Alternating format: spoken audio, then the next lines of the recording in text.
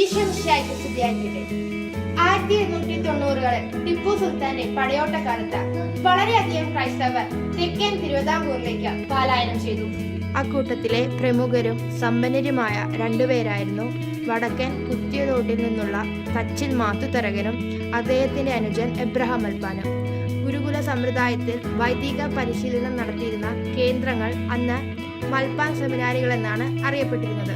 പള്ളിപ്പുറത്തെത്തിയ Abraham മൽപ്പാൻ പള്ളിപ്പുറം സെമിനാരിയോട് ചേർന്ന ഒരു സെമിനാരിക്ക് തുടക്കം കുറിച്ചു.